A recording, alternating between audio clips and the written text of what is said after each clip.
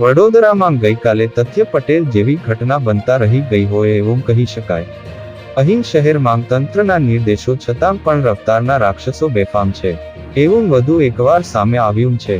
ગત મોડી રાત્રે બનેલી એક ઘટનામાં નશાબાજ કાર ચાલકે અન્ય ગાડીઓને ટક્કર મારતા અકસ્માત સર્જ્યો હતો.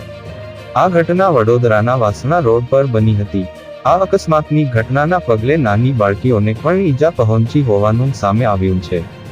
અન્ય ગાડીઓમાં બેઠેલા લોકોમાં પણ ગભરાટનો માહોલ હતો, જેના પગલે નશેબાજ કાર ચાલક મૌલિક પ્રજાપતિની પોલીસ દ્વારા ધરપકડ કરાઈ હોવાનું સામે આવ્યું છે. રફતારના રાક્ષસો હજુ પણ બેફામ છે. વડોદરામાં નશામાં ધૂત કાર ચાલકે મોડી રાત્રે અન્ય વાહનોને અડફેટે લેતા એક બાળકી ઈજાગ્રસ્ત થઈ છે. જો કે નશાખોર કાર ચાલકની ધરપકડ કરી લેવાઈ છે.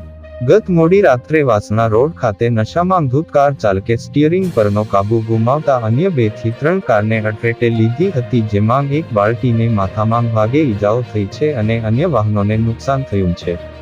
બનાવને પગલે લોકટોળા સ્થળ પર ઉમટી આવ્યા હતા અને નશાખોર કાર ચાલક મૌલિક પ્રજાપતિની ધરપકડ કરી છે. અકસ્માત વખતે કાર એટલી સ્પીડમાં હતી કે નવી નક્કોર કારમાં બેસેલા નશાખોરને પણ આંખોમાં અને ચહેરા પર ગંભીર ઈજાઓ પહોંચી છે. ઈજાગ્રસ્ત બાળકીના પિતા કહી રહ્યા છે કે અકસ્માત સર્જ્યા બાદ નશાખોરને એ પણ ખ્યાલ ન હતો કે તે પોતે ક્યાં છે.